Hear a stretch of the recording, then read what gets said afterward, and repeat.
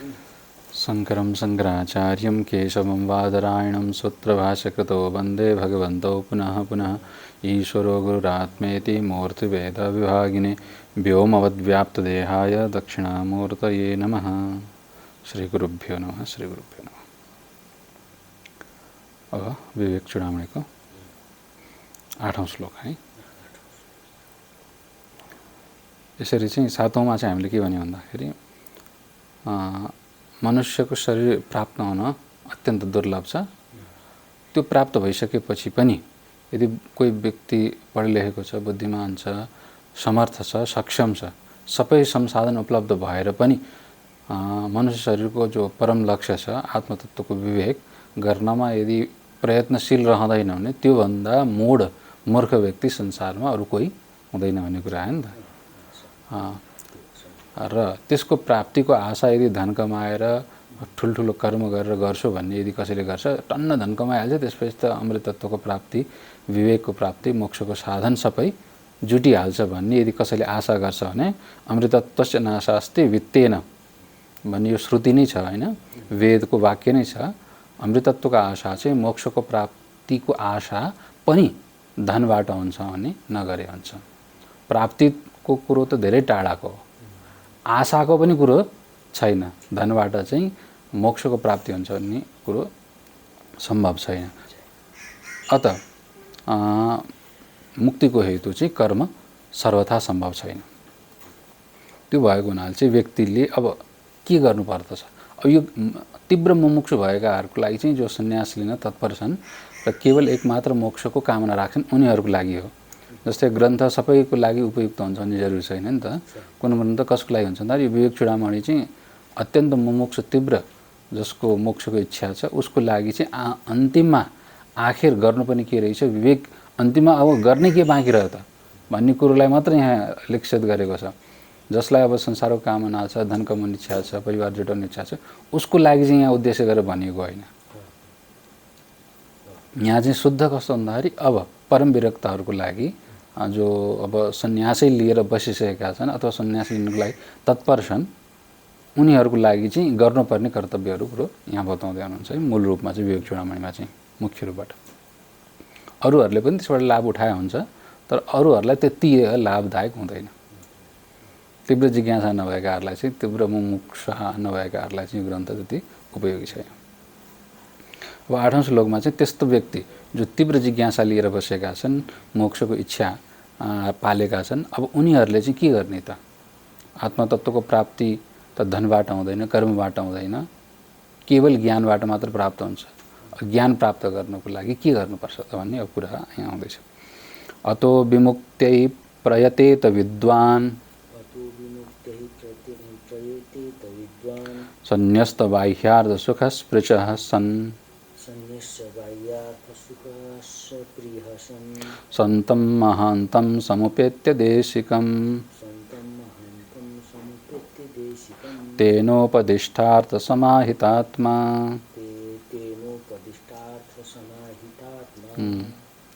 अब त्यस्तो व्यक्तिले चाहिँ पहिला चाहिँ सबभन्दा अतो विमुक्तै प्रयतेत विद्वान, अत विद्वान व्यक्तिले चाहिँ, बुद्धिमान व्यक्तिले जो ज्ञानवान छन् उनीहरूले चाहिँ के गर्नुपर्ने हुन्छ भन्दाखेरि मोक्षको लागि चाहिँ प्रयास गर्नै पर्ने हुन्छ। प्रयत्न नगरिकन संसारमा कुनै पनि प्राप्त हुँदैन, केही पनि प्राप्त हुँदैन, कसैलाई केही पनि त्यत्तिकै फ्री फन्डमा मिल्दैन। त्यसको लागि प्रयास प्रयत्न अपेक्षित हुन्छ। अब बुद्धिमान व्यक्ति छ भने उसले त यो मनुष्य चोला प्राप्त गरिसकेपछि, संसाधन उसले पाइसकेपछि त्यस्तो व्यक्तिले चाहिँ के को लागि प्रयास गर्नुपर्छ भने मुक्तिको लागि नि, मोक्षको लागि। विमुक्ति भनेको छ सामान्यतः अब शारीरिक बन्धन पनि ठुलो बन्धन हो हैन, जेल पर्नु इत्यादि गर्नु, अर्काको अन्तर्गत रहनु, परतन्त्रता रहनु, यो सबै बन्धन हुन्। तर सबभन्दा ठुलो बन्धन चाहिँ के छ, यो मायाको संसारको बन्धन नै सबभन्दा ठुलो बन्धन हो। शरीर मन बुद्धि अहङ्कार अविद्यालाई नै आत्म स्वरूप ठान्नु यो सबभन्दा ठुलो बन्धन हो। आफ्नो स्वरूपलाई नजान्नु सबभन्दा ठुलो बन्धन हो। अत त्यो बन्धनलाई टुटाउनको लागि चाहिँ प्रयास गर्नु मोक्षको लागि। अब कहीँ के भनेको छ भन्दा मोक्ष भनेको नयाँ चिज होइन, मोक्ष भनेको अविद्याको बन्धन टुट्नु नै के भन्दा मोक्ष हो। वेदान्तमा चाहिँ अविद्याको निवृत्ति, स्वरूपको प्राप्ति। यद्यपि स्वरूपको प्राप्ति भन्ने चिज हुँदैन, स्वरूप पहिलेदेखि प्राप्त छ, आफू कहीँ त गएको छैन नि त, त्यसै कारणले स्वर्गको प्राप्ति भन्ने चिज अतिरिक्त होइन, तर अविद्याको निवृत्ति चाहिँ मूल यहाँ वेदान्तको प्रयोजन त्यही नै हो। दुःख निवृत्ति भयो, संसार निवृत्ति हुने भयो। अतः विमुक्त मोक्षको लागि नै विद्वान बुद्धिमान व्यक्तिले प्रयास गरोस्। कसरी भन्दाखेरि संन्यस्त बाह्यार्थ सुख स्पृशन, जबसम्म बाह्य वस्तुहरूको प्रति आसक्ति लालसा कामना बाँकी रहिरहन्छ तबसम्म ऊ प्रयत्न के छ भन्दाखेरि इमान्दारीपूर्वक गर्न सक्दैन। मन एकतिर लागेछ अनि त्यसपछि यो गर्छु भनेर जतिसुकै प्रयास गरे पनि व्यक्ति इमान्दार भएर चाहिँ पूर्णतया त्यसमा लाग्न सक्दैन नि त। अतः यहाँ चाहिँ वैराग्यको पनि परम आवश्यकता छ। अतः बाह्य अर्थ सुख, बाह्य वस्तुहरूको कामना, सुखको कामना, बाह्य वस्तुहरूबाट सुख मिलोस् भन्ने जुन कामना लालसा छ, चाहे यस लोकको होस् चाहे परलोकको होस्, चाहे यथार्थ रूपमा होस् चाहे काल्पनिक रूपमा नै किन नहोस्, यदि ती वस्तुहरूको सुखको कामना, भौतिक वस्तुहरूको कामना यदि मनमा छ भने त्यो कामनाले के छ भन्दाखेरि व्यक्तिलाई त्यो प्रयासबाट तानिरहन्छ। मोक्षको प्रयत्नबाट व्यक्तिलाई भट्काउने कसले भन्दाखेरि कामनाले नै हो। अतः ती बाह्य अर्थको कामनाहरूबाट रहित भएर सन्न्यास्तै भएर, यहाँ चाहिँ अझै विशेष गरी चाहिँ सन्यास शब्दै प्रयोग गरेको छ, बाह्य वस्तुहरूको कामनाबाट पूर्णतया सन्न्यस्त भइसकेपछि सुखको कामना, विशेष गरी अर्थको र सुखको अथवा अर्थ विषयक सुखको दुवैको यहाँ लियो हुन्छ, त्यस्तो सुखको स्पृहा कामना चाहिँ सन्न्यस्त, जसले सन्यास गरिसक्यो, त्यागिसक्यो। अब चाहिँ ती बाह्य वस्तुहरूले चाहिँ उसलाई के छ भन्दाखेरि भ्रमित गराउँदैन भने। अब यसरी चाहिँ बुद्धिमान व्यक्तिले पहिला के छ भन्दाखेरि पहिला बुद्धि पलाओस्, सत्य के हो असत्य के हो, शरीर के हो, प्राप्त भइसकेपछि गर्नुपर्ने के कुराहरू सबै विचार गरेर चाहिँ अब चाहिँ बाह्य अर्थहरूको सुखको लालसाबाट चाहिँ आफ्नो चित्तलाई भ्रमित नपारोस्। यसरी चाहिँ कामना रहित भएर चाहिँ अब के गर्नु भन्दाखेरि त्यस्तो गुरुको खोजी गर्नु। सन्तम महान्तम समुपेत्य देशिकम, यहाँ गुरुलाई देशिक भनिन्छ कि देशिकम, देशिक भनेको गुरु। अब गुरु कस्तो हुनु पर्यो भन्दाखेरि सन्त र महान्त, महात्मा सन्त हुनु पर्यो। एक त सतलाई प्राप्त गरेको, सत्य तथ्यलाई जानेको जो व्यक्ति हुन्छ उसलाई सन्त भनिन्छ, सत भनिन्छ होइन। परब्रह्म परमात्माको स्वरूप नै सत्य स्वरूप हो। त्यो सत्य स्वरूपलाई नै पूर्णता जसले कसैले साक्षात्कार गरिसके उनीहरू नै के छ भन्दाखेरि सन्त भनिन्छ, सज्जन। यस्तो सन्त गुरुलाई के गर्नु भन्दाखेरि फेला पारोस्, समुपेत्य, उनको समीपमा जानु। र साथसाथमा गुरु कस्तो हुनु पर्यो, महान्तम, महान पनि हुनु पर्यो, महात्मा हुनु पर्यो कि। महात्मा भनेको चाहिँ क्षुद्र चित्त भएको हुनु भएन।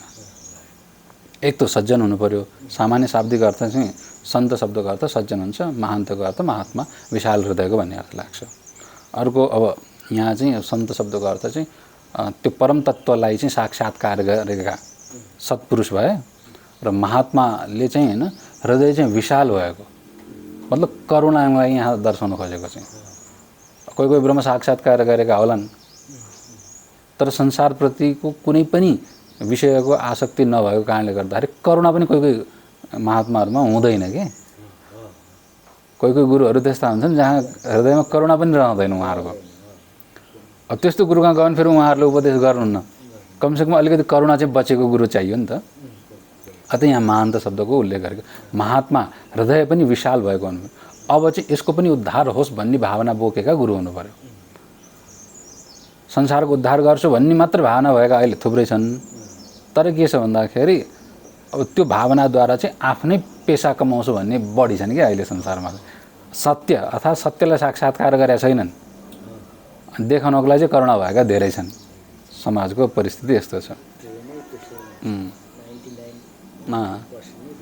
एकजना भारतीजीको के भन्नुभएको छ भन्दाखेरि जसले स्वात्म सुखको साम्राज्यलाई प्राप्त गरेको छैन नि, जसले चाहिँ स्वयंलाई भित्रबाट खङ्गालेको छैन र आत्माको साक्षात्कार गरेको छैन, अब जोसँग सम्पत्ति हुँदैन नि, सम्पत्ति भनेको चाहिँ सम्पूर्ण विश्व ब्रह्माण्डलाई सृष्टि गर्ने जो परम तत्त्वलाई साक्षात्कार गर्नु नै परम सम्पत्ति हो। त्यो स्वात्मानुभव नभएको, समाधि नभएका व्यक्तिहरू यदि लोक कल्याण गर्छु भन्ने किसिमले लागेका छन् भने उनीहरू प्रायः अन्ततगत वञ्चक, ठग नै बन्न पुग्छन् कि। सुरुमा उद्देश्य राम्रै भए तापनि पछि गएर के छ भन्दाखेरि संसारको वासनाले कामनाले उनलाई तानेर ठग बनाइदिन्छ।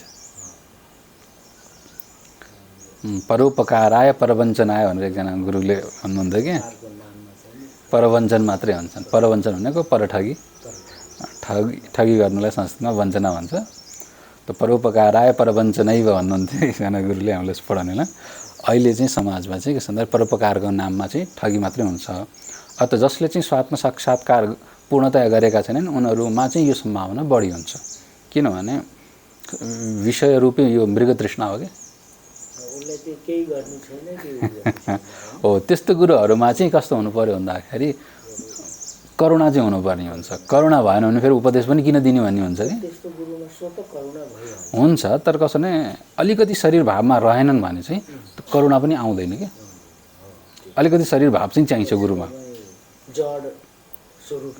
हेर्दा जड जस्तो हुनु परम चेतन भइसकेका हुन्छन्।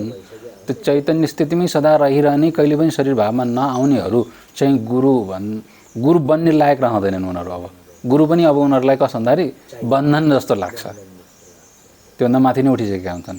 गुरुको लागि चाहिँ यहाँ सज्जन ब्रह्म साक्षात्कार गरेको हुनु पर्यो र महान हुनु पर्यो। अझै कहीँ के छ भन्दाखेरि श्रोत्रिय र ब्रह्मनिष्ठ, विशेष गरी गुरुको लक्षणमा चाहिँ श्रोत्रिय भनेको चाहिँ वेदले प्रतिपादन गरेको तत्त्वलाई चाहिँ वेदको रूपमा उपनिषदले बताएको जुन प्रक्रियाको रूपमा जानेको हुनु पर्यो। भन्न खोजेको चाहिँ उपदेश गर्ने कलायुक्त हुनु पर्यो श्रोत्रिय भन्न खोजेको चाहिँ। र ब्रह्मनिष्ठ हुनु पर्यो। शब्दको रूपमा उपदेश गर्न त जानोस् तर साथसाथमा अनुभूति पनि गरेको हुनु पर्यो। त्यो गुरुमा यो दुईटा मुख्य रूपबाट लक्षण सायद अगाडि यहाँ आचार्यले पनि भन्नुहुन्छ। एउटा ब्रह्मनिष्ठ हुनु पर्यो अर्थात् आत्माको साक्षात्कार गरेको हुनु पर्यो र अर्को के छ भन्दाखेरि शब्द शैलीबाट बताउन जान्ने खालको पनि चाहियो। नत्र प्राय गुरुहरूमा चाहिँ के छ भन्दाखेरि ब्रह्मज्ञानी तर त्यसलाई बताउन जानेन भने पनि त्यसको ज्ञानको प्रचार शिष्यमा हुन गाह्रो हुन्छ। त्यही भएर गुरुमा चाहिँ श्रोत्रिय वेद अध्ययन गरेको हुनु पर्यो, वेदलाई जानेको हुनु पर्यो, उपनिषदलाई जानेको हुनु पर्यो र साथसाथमा जानिसकेपछि त्यो जानेको तत्त्वलाई साक्षात्कार गरेको पनि हुनु पर्यो। केवल रटिरटाउ शब्दको ज्ञानले मात्रै पुग्दैन। त्यही कुरोलाई चाहिँ यहाँ पनि सन्तम र महान्तम दुईटा शब्दले बताइएको। सज्जन र महात्मा। यो आत्मा भनेको हृदयलाई भनिन्छ, जसको हृदय विशाल छ, करुणाले भरिएको छ, दयाले भरिएको छ र साथसाथमा ब्रह्म साक्षात्कार युक्त भएका छन्। त्यस्तो देशिक त्यस्ता गुरुको समीपमा अवश्य जानु र तेनोपदिष्टार्थ समाहित आत्मा, उहाँले बताएको मार्ग अनुसार के छ भन्दाखेरि आफ्नो चित्तलाई समाहित गरेर लगाउनु आफै हो। यो गुरुले पनि लगाउँदैन। यो कुरो स्पष्ट पार्दै हुन्छ। उद्धरेदात्मनात्मानं मग्नं संसारवारिधौ योगारूढत्वमासाद्य सम्यक् दर्शननिष्ठया। त्यसपछि अब उहाँ त्यस्तो गुरु कहाँ जानु र गुरुले बताएको मार्ग अनुसार अनुसरण गर्नु भन्नु नि त यहाँ। किनभने गुरुले अब टाउकोमा हात राख्दैमा तत्त्वज्ञान हुँदैन। हेर्नुहोस्, यो सबै के छ भन्दाखेरि भ्रान्तिको कुरा मात्रै हो। गुरुले पनि उपदेशै दिने हो र प्रयास के हुन्छ भन्दाखेरि स्वयंबाट नै हुन्छ। यही कुरो उद्धरेद आत्मना आत्मानं, स्वयंले नै स्वयंलाई के छ भन्दाखेरि उद्धार गर्नु। ठिक, उहाँको उपदेश अनुसार चल्नुपर्छ, मार्गमा हिँड्नुपर्छ। हिँडिसकेपछि अब हिँड्नु पनि कसैले आफै पर्छ नि त। गुरुले त यसरी चाहिँ यो मार्ग छ, यो समदम उपरति तितिक्षा श्रद्धा समाधान यी षट सम्पत्ति हुन्। त्यसपछि साधन चतुष्टय यी हुन्छन्। साधन चतुष्टय सम्पन्न भएर चाहिँ तिमी के छ भन्दाखेरि अब चित्तलाई समाहित गर, एकाग्र गर। यदि तिम्रो चित्त विक्षिप्त छ भने एकाग्र गर, साधना लगाऊ, प्राणायाम इत्यादिको अभ्यास गरेर शरीरलाई मनलाई शुद्ध गरेर चाहिँ फेरि ज्ञान अभ्यास गर। यो त गुरुले बताउने मार्गहरू हुन्। त्यसमा चल्ने त को भन्दाखेरि आफै हो नि त। त्यही भएर मग्नम संसार वारिधौ, संसार रूपी सागरमा समुद्रमा डुबेको आफूलाई संसार के भन्दाखेरि संसरण गर्ने भएकोले संसार भनिन्छ कि। संसार जतिखेर पनि शरीर रहन्छ, एक ठाउँमा बस्दैन। हेर्नुहोस्, संसारमा हेर्नुभयो भने हर चिज के छ भन्दाखेरि शरीर आएको छ, कालको हिसाबले समयको हिसाबले अगाडि बिस्तार शरीर आएको छ, मन शरीर आएको छ। मतलब परिणामशाली छ कि परिवर्तन यसमा नित्य भइरहन्छ। एउटै रहँदैन, मनै एउटै रहँदैन, विचार एउटै रहँदैन। ढुङ्गा माटा संसार होइन, देश सबै कसो भन्दाखेरि चेन्ज भइरहन्छ, परिवर्तन भइरहन्छ। अब संसारण गर्ने भएको हुनाले चाहिँ र परिवर्तनले के छ भन्दाखेरि अनि त्यसपछि दुःख दिइ नै रहन्छ। हुन त संसारमा दुःख सुख दुवै मिश्रण छ, तर विवेकीहरूको लागि चाहिँ अब बुद्ध भगवानले पनि के छ भन्दाखेरि चार आर्य सत्यमा चाहिँ होइन दुःखम दुःखम भन्नुभएको छ, र योग सूत्रमा पनि के छ भन्दाखेरि सर्वम दुःखम विवेकिन भन्नुभएको छ। सबैको लागि संसार दुःख रूप हुँदैन, संसार आनन्द रूप छ, सुख रूप छ, मोह रूप छ होइन। व्यक्तिहरूलाई त त्यही भएर त्यसले भुलाइरहेछ। तर विवेकीहरूको लागि चाहिँ जसले विचार गर्दछन् भविष्य भूत र वर्तमान तिनैलाई हेरिरहेको छन् र अधिक मात्रामा उनीहरूले के देख्छन् संसारमा चाहिँ परिणामको रूपमा के देखिएका छन्। अहिले सुख भयो भने त्यही सुखको कारणले गर्दा फेरि भोलिपल्ट दुःख हुने अवस्था देखिएको छ कि, किनभने सुख भइसकेपछि सुखबाट राग हुन्छ। रागले के छ भन्दाखेरि त्यही वस्तु प्राप्त निमित्त व्यक्तिलाई बार बार के गराउँछ भन्दाखेरि त्यही चिज चाहियो भनेर अनि अनावश्यक दुःखमा बढी धकेलिदिन्छ। र स्वभाव पनि के छ भन्दाखेरि वस्तु त संसारमा सबै वस्तु प्रकृतिकै परिणाम भएको हुनाले सबै वस्तु त्रिगुणात्मक छन्। अथवा कुनै पनि त्यस्तो कुनै सुख छैन जहाँ सुखमा दुःख नमिसिएको होस्। नै सुख सत्वगुणले हुन्छ र सत्वगुणको साथ दुःख रजोगुणले नदिकन सत्वगुणले पनि सुख दिँदैन। अब जहाँ अब रजोगुणले साथ दिएको छ, रजोगुणको स्वभाव के छ दुःख दिने हो भनेपछि प्रकृतिको कसो भन्दाखेरि स्वभावै के छ भने सुखको साथमा दुःख दिइरहन्छ। अथवा विवेकीहरूले चाहिँ त्यो सूक्ष्म विचार गरेको हुनाले सबै ठाउँ दुःख रूप देख्छन्। अत संसार रूपी यो जो समुद्र हो, सागर हो, समुद्रमा एकछिन आनन्दसँग पौडी खेल्दा त एकछिन त आनन्द आउँछ, तर सधैँ त्यहाँबाट कस्तो भन्दा पौडी खेल्न निक्लिनु पऱ्यो भने त गाह्रो हुन्छ नि त। सधैँ पौडी खेल्न सकिँदैन संसारमा, त्यसले डुबाउँछ। त्यस कारणले समुद्रबाट तर्ने उपाय चाहिँ गर्नै पर्ने हुन्छ। संसार रूपी सागरमा डुबेको आफ्नो स्वरूपलाई चाहिँ आत्मस्वरूपलाई चाहिँ संसार भनेको शरीर हो, शरीरमा के छ भन्दाखेरि आत्मा डुबेको छ, त शरीरलाई नै के छ भन्दाखेरि आत्मा ठानेको छ, मनलाई आत्मा ठानेको छ। यसरी चाहिँ डुबेको आफ्नो आफूलाई चाहिँ के भन्दाखेरि आत्मना उद्धरित आफैले उद्धार गर्छ। अब आत्मतत्व संसारमा डुबेको छ जीव, त्यसैले आफैले उद्धार गर्नु भनेको यहाँ चाहिँ शुद्ध अन्तकरणद्वारा चाहिँ आफ्नो उद्धार गर्नु हो। आफैले भनेको अरू के भन्दाखेरि आफ्नो चित्तलाई जब शुद्ध पारिन्छ नि, शुद्ध पारेको अन्तकरण चित्त नै के हुन्छ भन्दाखेरि उद्धार गर्ने साधन बन्छ। त्यही समुद्र रूपी सागरमा नौका बन्छ चित्त नै। चित्तलाई के छ भन्दाखेरि हलुका बनायो भने त्यो हलुका चित्त चाहिँ के छ भन्दाखेरि जस्तै पानीमा तपाईँ डुब्नुभयो भने के हुन्छ आफ्नो पेटलाई फुलाएर शरीरलाई हल्का गरिदियो भने माथि उत्रिन्छ, तैरिन्छ। त्यस्तै समुद्र रूपी यो सागरमा, संसार रूपी सागरमा चाहिँ जति आफूलाई भारी बनायो त्यतिकै छ नि यो संसारमा दुःख पाइन्छ, डुबिन्छ मात्रै। त्यही भएर यसमा रजोगुण र तमोगुण जति बढाउनुहुन्छ संसारमा दुःखै हुन्छ। अत सत्वगुण बढाउँदै गइसकेपछि चित्त निर्मल हुँदै जान्छ, अन्तकरण शुद्ध हुँदै जान्छ। र त्यो शुद्ध भएको जति आफूले आफूलाई हल्का बनायो, विषयहरूबाट रहित बनायो, अब सत्वगुण जति बढाउँदै गयो त्यति के हुन्छ भने चित्त हल्का हुँदै जान्छ, निर्मल हुँदै जान्छ। अब त्यो निर्मल भएको चित्त नै के छ भन्दाखेरि अब संसार रूपी सागरमा चाहिँ डुङ्गाको काम गर्छ, हल्का हुन्छ, त्यसैले तार्ने काम गर्छ। त आफैले उद्धार गर्नु, आफैलाई भनेको आफैले मतलब आफ्नो त्यो शुद्ध अन्तकरणद्वारा नै आफूलाई उद्धार गर्ने पर्ने हुन्छ। अनि भागवतमा पनि यो प्रसङ्ग आउँछ, उद्धार गर्नको लागि अरू कोही पनि आउनेवाला छैन। अरूले के छ भन्दाखेरि मार्ग बताउने हो, उपाय बताउने हो, तर उद्धार चाहिँ के गर्नुपर्ने हुन्छ, आफै गर्नुपर्ने हुन्छ। उद्धरे आत्मना आत्मानं भनेको छ गीतामा पनि होइन, आत्मैव शत्रु आत्मैव मित्र भनेर। आफ्नो शत्रु भनेको आफै हो, मित्र भनेको नि आफै हो।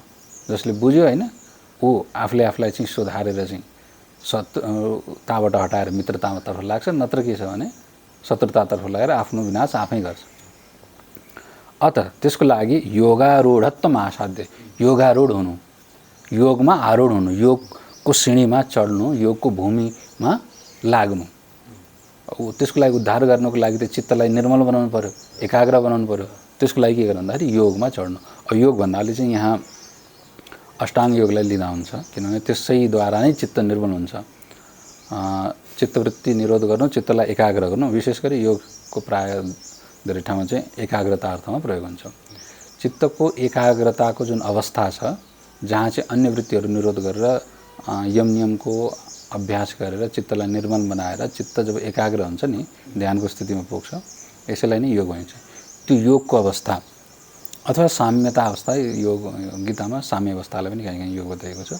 त्यस्तो साम्य अवस्थामा चित्तलाई पुर्याएर, योगारूढ भनेको योगमा आरूढ भएर चित्तको साम्य अवस्था जुन छ त्यो अवस्थामा पुगेर नै के छ भन्दाखेरि अनि व्यक्तिले आफूले आफूलाई उद्धार गर्न सक्छ। सम्यक दर्शन निष्ठया योगारूढ हुनु, योगको अभ्यास गर्नु, योगको मतलब चित्त एकाग्रताको, चित्तको एकाग्रताको अभ्यास गर्नु, समाधिको अभ्यास गर्नु र त्यसपछि सम्यक दर्शन निष्ठा, त्यो समाधिमा नै के छ भन्दाखेरि सम्यक दर्शनको निष्ठालाई प्राप्त गर्नु।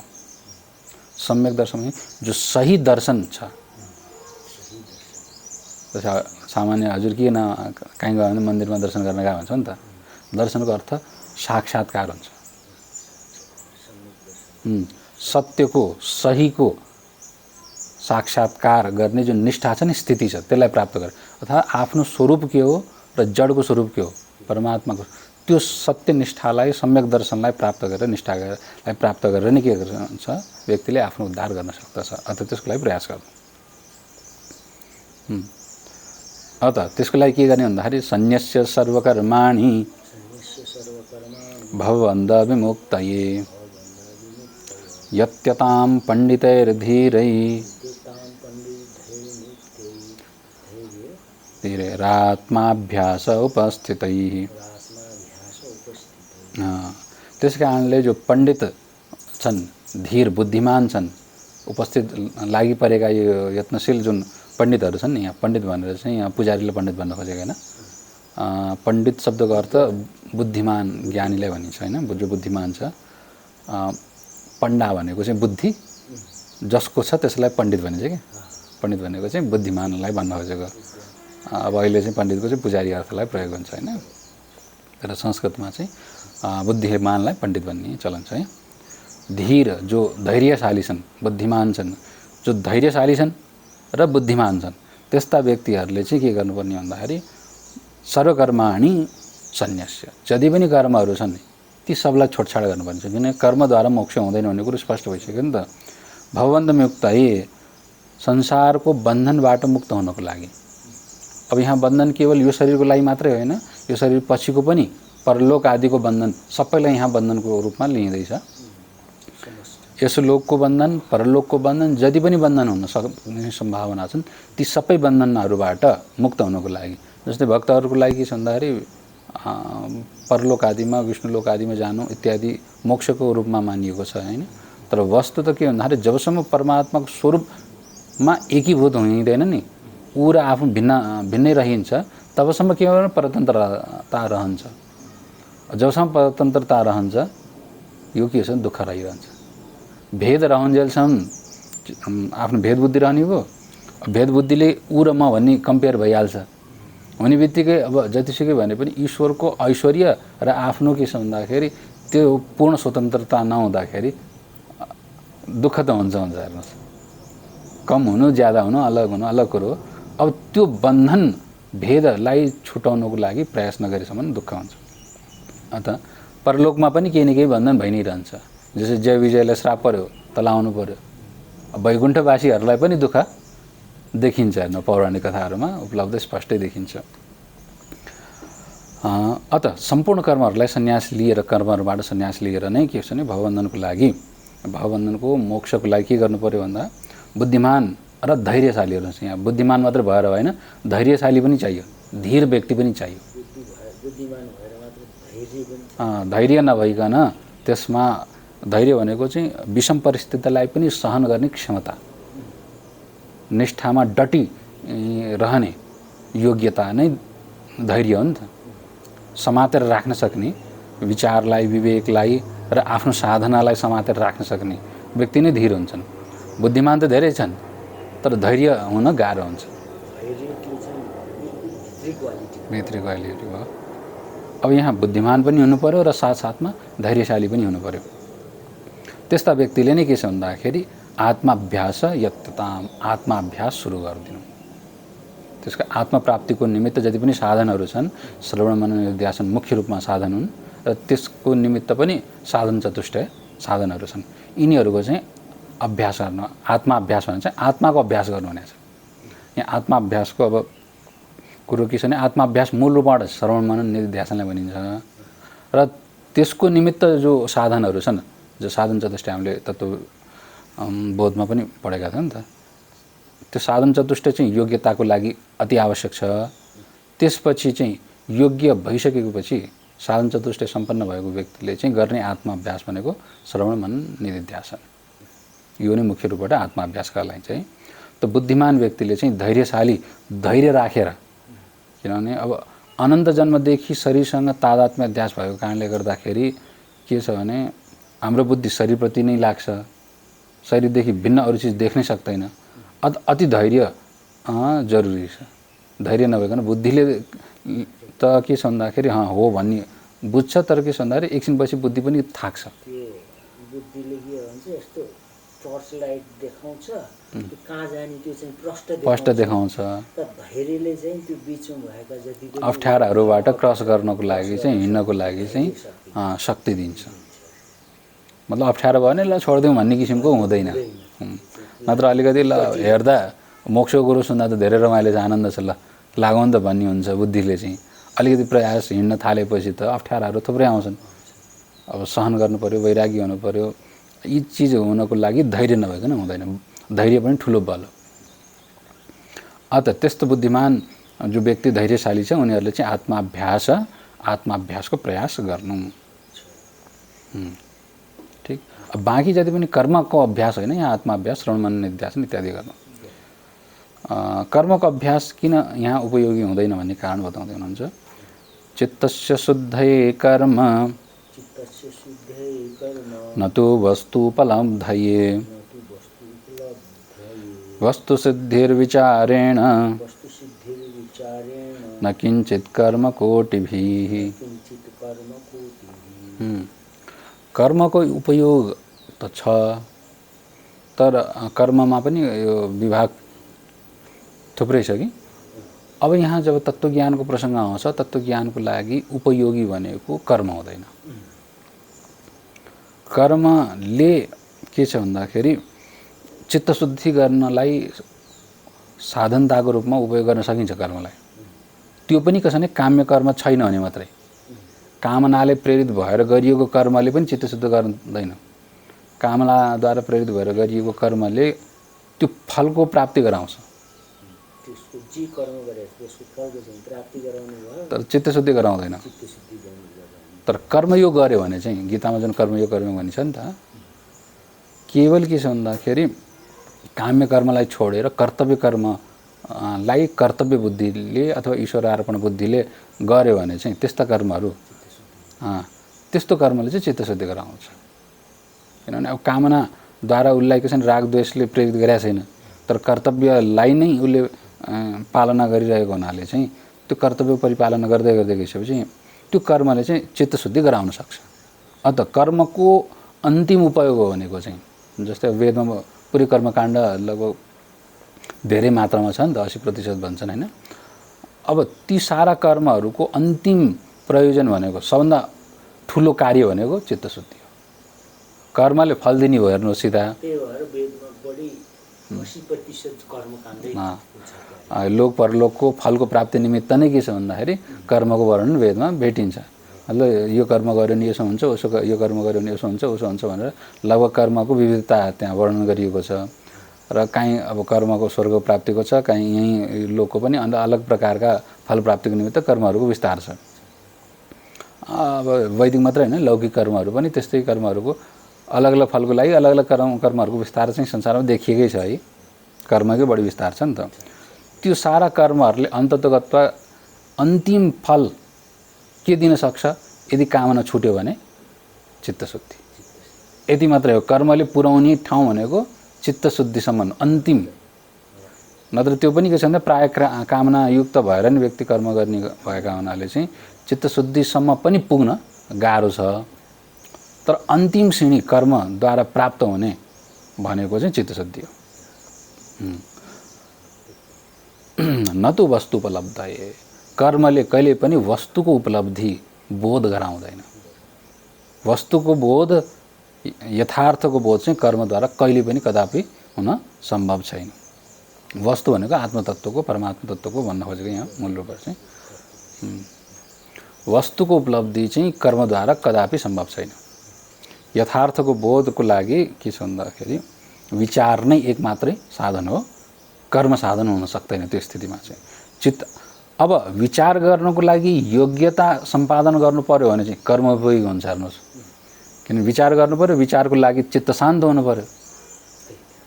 चित्त शान्त गराउनको लागि चाहिँ कर्म फेरि उपाय हुन सक्छ। कर्म भन्नाले यहाँ उपासना पनि हुन सक्छ अथवा कामना रहित भएको कर्मयोग पनि हुन सक्छ। तिनीहरूको उपयोग के को लागि? चित्तशुद्धिको लागि हुन सक्छ। र चित्तशुद्धि भइसकेपछि चित्त निर्मल एकाग्र हुने भएको हुनाले त्यस्तो चित्तमा चाहिँ फेरि विचार सम्भव छ। यो चाहिँ कामना रहित कर्म हो भनेपछि जो आफ्नो चित्तशुद्धि गर्ने कर्म पर्यो। त्यो कर्म चाहिँ त्यो कामना रहित कर्म भन्ने बित्तिकै चित्तशुद्धिका साधनको रूपमा आउँछ। त्यो त कर्म चित्त बाह्य जति पनि समाजसेवा परोपकार पर्छ। समाजसेवा परोपकार इत्यादि कर्महरू यदि उसले लोभ बस गरेको छैन, प्रायः के छ भन्दाखेरि देखिँदैन होइन, तर भित्र चाहिँ एजेन्डा लोभै हुन्छ। त्यो भित्रपट्टि पनि के छ भने मूल रूपमा चाहिँ उद्देश्य परोपकार गर्ने नै भावना छ भने, कुनै लोभद्वारा प्रेरित नभएर नै कर्म गरिरहेको छ भने चाहिँ त्यो कर्मले चाहिँ उसको शुद्ध गरिदिन्छ, चित्त धोइदिन्छ। कर्मको त्यो परम लक्ष्य भयो, कर्मले गर्ने अन्तिम सीमा त्यति भयो। अतः न तो वस्तुपलब्ध है, कर्मद्वारा चाहिँ वस्तुको उपलब्धि, आत्माको दर्शन, परमात्माको दर्शन चाहिँ कर्मद्वारा कदापि सम्भव छैन। वस्तु सिद्धिर विचारेण न किंचित कर्म कोटिभी। वस्तुको सिद्धि, सिद्धि मतलब यहाँ निश्चय, आत्मतत्त्वको निश्चय त विचारद्वारा नै सम्भव छ। न किंचित कर्म कोटिभी, करोडौं कर्म गरेर पनि आत्मतत्त्वको निश्चय हुँदैन। निश्चय गर्नको लागि विचार नै उपयोगी हुन्छ, विचार नै साधन हुन्छ, कर्म साधन बन्न सक्दैन। सिधै कुरो केवल आत्मतत्त्वको मात्रै होइन, अन्य वस्तुको पनि निश्चय, जहाँ जहाँ निश्चय गर्नु छ, जहाँ जहाँ ठिक ठिक यथार्थ बोध गर्नु छ, त्यहाँ विचार नै के छ भन्दाखेरि साधन हुन्छ। आत्मतत्त्व मात्रैको कुरो होइन, सबैमा पनि यता सही सही चिजको निश्चय निर्णय गर्नु छ भने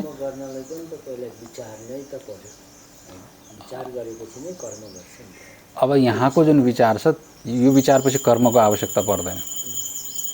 यो चाहिँ मोक्ष, यहाँ सिधै कस्तो भन्दाखेरि ब्रह्म प्राप्तिको लागि, यहाँ ब्रह्म प्राप्तिको लागि, मोक्ष प्राप्तिको लागि विचारको कुरो हुँदैछ। त्यो ब्रह्म प्राप्तिको लागि चाहिँ कुनै कर्म काम लाग्दैन। यहाँ चाहिँ केवल विचार मात्रै। कस्तो विचार त ब्रह्म प्राप्तिको विचार। यहाँ विचार कस्तो, यहाँ अहिले यही विचार आउँदैछ नि त। त्यही भएर चाहिँ यो किसिमको विचार चाहिँ यो कर्मकाण्ड अथवा उपासना काण्डले छुँदैन। यिनीहरूलाई कर्मकाण्ड उपासना काण्डले अन्ततगत गर्ने के भन्दाखेरि अन्तिम यिनीहरूले दिने भनेको चित्तशुद्धि मात्रै हो। योभन्दा यिनीहरू माथि उठाउन सक्दैन। यिनीहरूले चाहिँ वस्तुको उपलब्धि, ब्रह्मको साक्षात्कार, मोक्ष दिलाउन सक्दैनन्। त्यो वस्तुको सिद्धि चाहिँ, ब्रह्मतत्त्वको निश्चय चाहिँ, आत्मतत्त्वको जो निर्णय साक्षात्कार केवल विचारबाटै हुनसक्छ, ज्ञानबाटै हुनसक्छ। त्योभन्दा अर्को कुनै उपाय, हजारौँ कर्म गरे पनि, लाखौँ यज्ञ आदि गराए पनि आत्माको निश्चय चाहिँ हुँदैन त्यसबाट। आत्माको निश्चय हुनको लागि चित्त शुद्धि जरुर हुन्छ, सर्वथा काम लाग्दैन भन्न खोजेको होइन। यहाँ चाहिँ के कुरो बुझ्नुपर्छ भन्दाखेरि कर्मको विरोधी यहाँ भाष्यकार होइन शङ्कराचार्यजी। कर्म नै नगर कर्मै छोड्दो भन्न खोजे होइन। मतलब कर्म भनेर चाहिँ यहाँ जति पनि पुण्य कर्मलाई नै विशेष गरी कर्म भनिन्छ।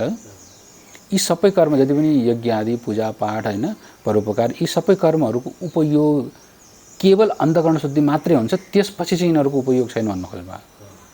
त्यसपछि चाहिँ अन्तःकरण शुद्ध भइसकेपछि, चित्त निर्मल भइसकेपछि अब के छ, केवल विचार मात्रै एउटा उपाय रहन्छ, जसद्वारा चाहिँ ब्रह्मको साक्षात्कार, ब्रह्मको प्राप्ति, आत्माको प्राप्ति सम्भव छ। लास्टमा अन्तिम जानुपर्ने हुन्छ। यो चाहिँ अन्तिमको साधन बताइँदैछ कि। अतः यहाँ कर्म सर्वथा कामै लाग्दैन भन्न खोजेन। कर्मको उपयोग अन्तःकरण शुद्धि, निर्मल गराउनु, चित्तलाई शान्त गराउनु, त्यहाँसम्म उपयोग छ। त्यसपछि चित्त शान्त भयो, निर्मल भयो, एकाग्र भइसकेपछि अब एकाग्र चित्तमा जस्तै ध्यान गर्यो हैन, ध्यान गरेर चित्त शान्त हुन्छ। शान्त भएर के त हो भन्दाखेरि गर्ने अगाडिको जुन विचार छ त्यो ब्रह्म प्राप्तिको लागि चाहिँ यो मन नै हो, विचारै हो, विवेक नै हो। त्यसको लागि यही मात्र एक साधन छ। वस्तु सिद्धि विचार, त्यसै कारणले वस्तुको सिद्धि निश्चय चाहिँ, सिद्धि भनेर यहाँ वस्तु पाउने होइन, आत्मतत्त्वको रूपमा, ब्रह्मतत्त्वको रूपमा आफ्नो स्वरूपलाई निश्चय गर्नु, यही के भने वस्तु सिद्धि हो। यो वस्तु सिद्धि चाहिँ आत्मतत्त्वको निश्चय केवल विचारबाट सम्भव छ। अन्य कुनै कर्म, हजारौं कर्मको त्यसमा कुनै उपयोग छैन। करोडौं कर्म ल्याए पनि आत्मतत्त्वको निश्चय गराउन सक्दैन। सम्यक् विचारतः सिद्धा रज्जुतत्त्वावधारणा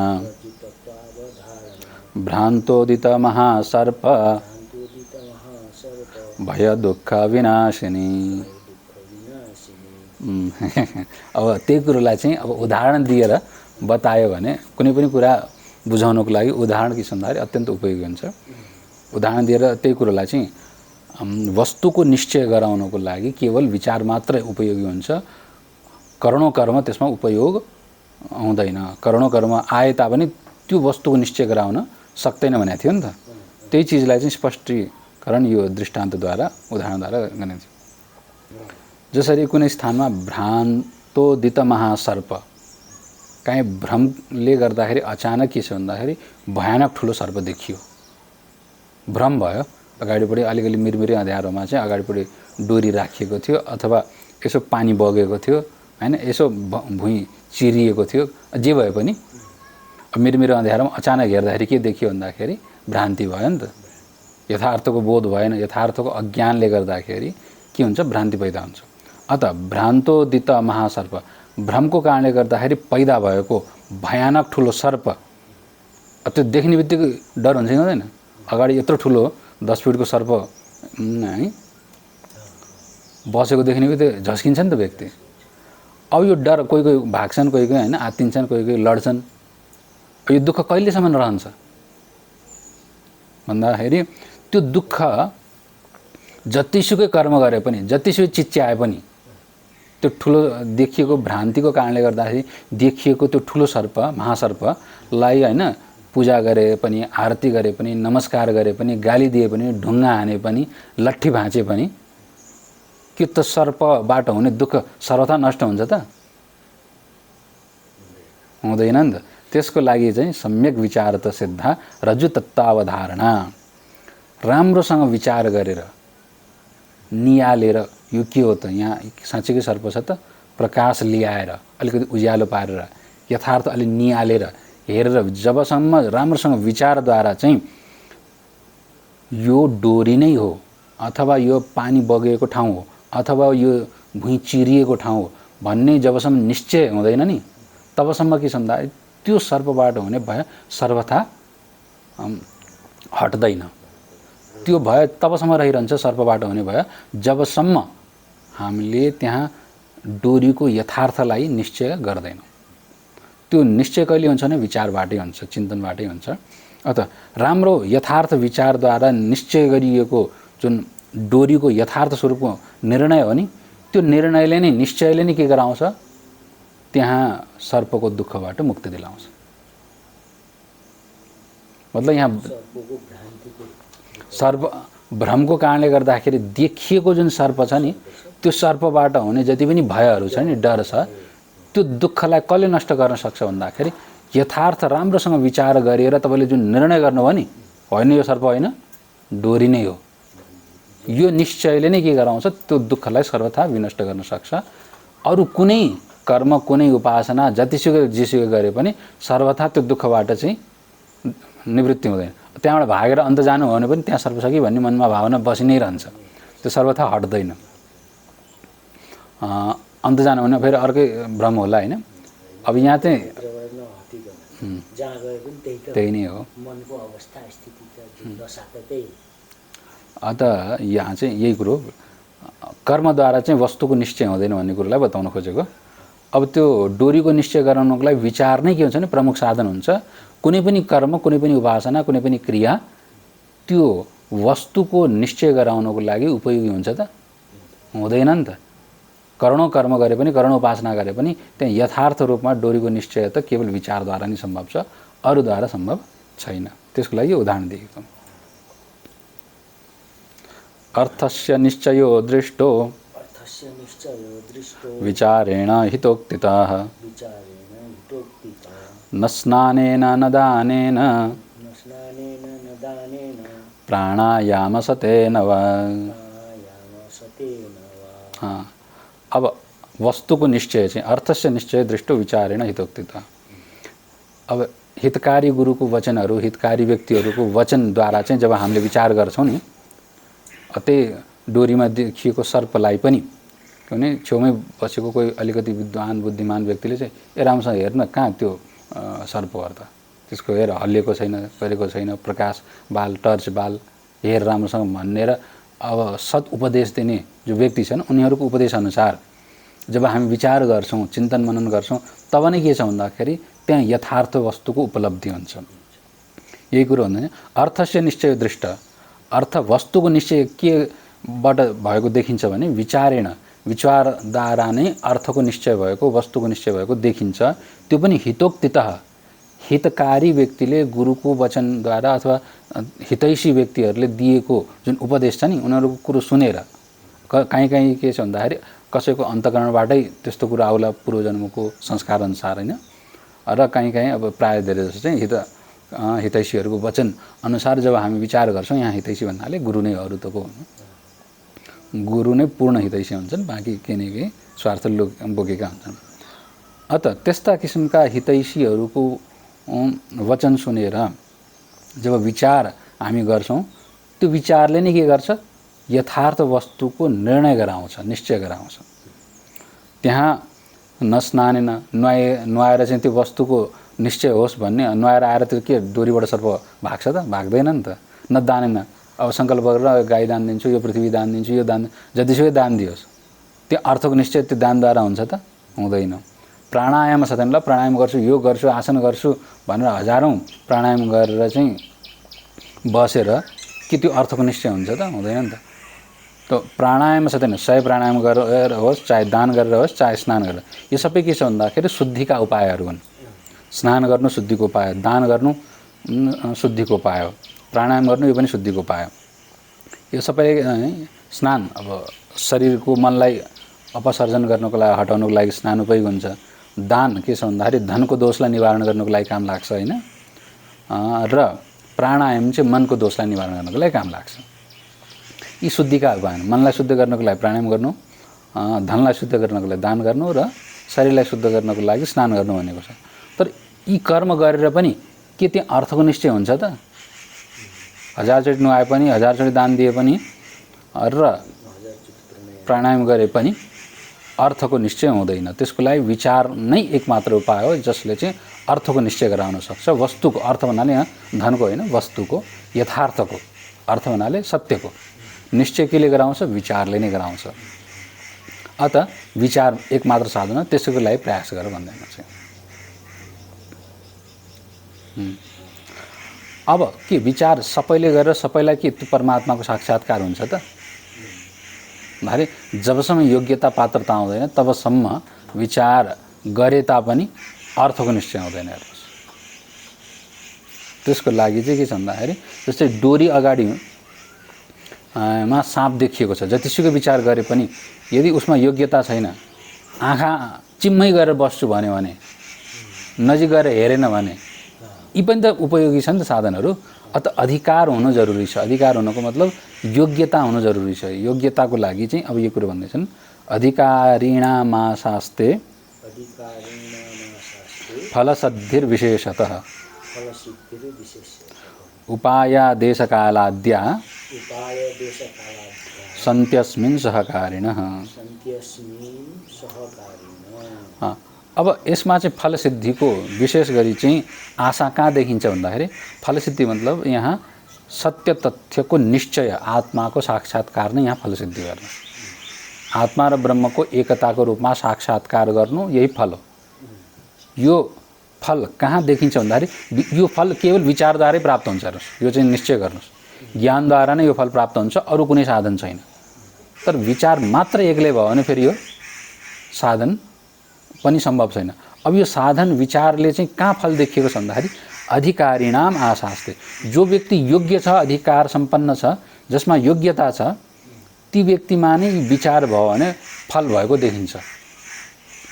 विशेषतः विशेष गरी चाहिँ फलको आशा कहाँ गर्न सकिन्छ भने जो अधिकार पात्र छ, योग्यता सम्पन्न छन्, त्यस्ता व्यक्तिमा नै के देखिन्छ, फलको निश्चय अर्थात् ब्रह्मतत्त्वको साक्षात भएको विचारद्वारा देखिन्छ। उपायादेश कालाद्य, त्यस्ता पात्रहरूमा चाहिँ अब विशेष गरी दिन्छ, त्यसमा पनि उपायहरू यदि सहयोगी हो भने झन् सजिलो हुन्छ। देशकाल आदि अनेकौं प्रकारका सहकारी उपायहरू छन् हैन, सन्त्यस्मिन् सहकारिणा। अब यस विचारमा चाहिँ सहकारीको रूपमा, उपयोगीको रूपमा उपायहरू चाहिँ देश भयो, काल भयो हैन, परिस्थिति भयो, आयु भयो, यो सबै के छ भन्दाखेरि सहयोगी हुन्छन्। जस्तै विचार गर्नलाई अत्यन्त रोगी छ, मनमा के छ भन्दाखेरि स्थिति नै छैन, सोच्न सक्ने बलै छैन, शरीरमा हिँड्न सक्ने, श्रवण गर्नको लागि कानमा शब्द सुन्न पर्यो, चिन्तन गर्न सक्नु पर्यो, त्यसको लागि चाहिँ शरीरमा पनि बल चाहियो, हिँडेर गुरुसँग जानु पर्यो, त हिँड्नको लागि बल चाहियो भनेपछि यी सबै सहयोग त छ नि त। हिँड्नको लागि ठाउँ पनि चाहियो, त्यस्तो किसिमको योग्य ठाउँ चाहियो, त्यस्तो किसिमको योग्य गुरु प्राप्त हुनु पर्यो।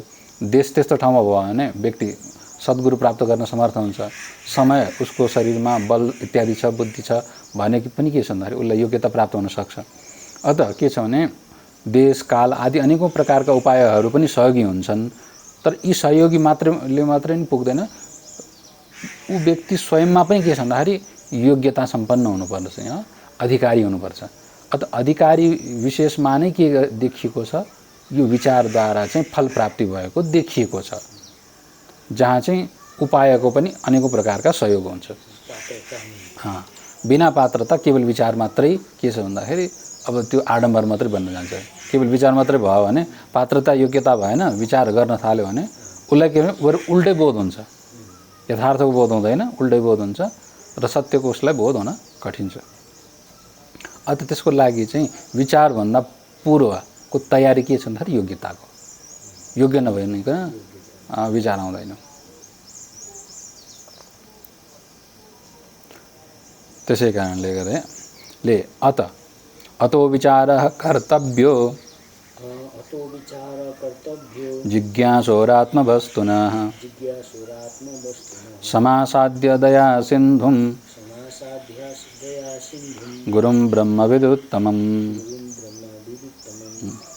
अब यहाँ चाहिँ अब कसो छ भने अब यसरी चाहिँ अधिकारी सम्पन्न व्यक्तिले, अधिकार सम्पन्न व्यक्तिले, योग्यता पात्रता भएको व्यक्तिले के गर्नुपर्ने हुन्छ भन्दाखेरि विचार गर्नुपर्ने हुन्छ। के को बारेमा भन्दा आत्मतत्त्वको बारेमा त्यो व्यक्तिले नै विचार गर्नुपर्ने हुन्छ। आत्मवस्तुनः विचार कर्तव्य, आत्मवस्तुको बारेमा सत्य के हो, आत्मतत्त्व के हो, लक्ष्य के हो भन्ने विषयमा चाहिँ अधिकारीले चाहिँ विचार गर्नै पर्ने हुन्छ। जो जिज्ञासु छ, त्यो तत्त्वलाई जान्न चाहन्छ, त्यस्तो व्यक्तिले के छ भन्दाखेरि दया सिन्धुम गुरुम ब्रह्मविद उत्तमम समासाद्य विचार कर्तव्य। गुरुको समीपमा जानु, जो कि ब्रह्मवेत्ता छन् र दया सिन्धु पनि छन्। यो दुईटै कुरा, दयाका सागर पनि छन्। अत्यन्त दयालु मात्र भएर उसैले ब्रह्म साक्षात्कार गरेका छैन भने के काम लाग्यो गुरु है। ब्रह्म साक्षात्कार गरेका त छन् तर दया करुणा छैन, उपदेशै गर्न उनले मान्दैनन् भने त्यस्ता गुरु पनि के काम लाग्यो। दुवै यहाँ चाहियो।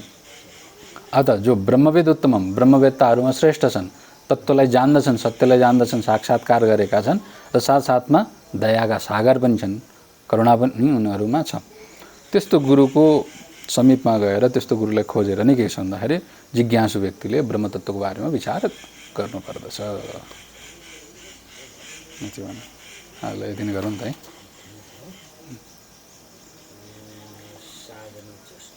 अब साधनको बारेमा हैन, अब अधिकारी व्यक्तिले नै विचार गर्यो भने के छ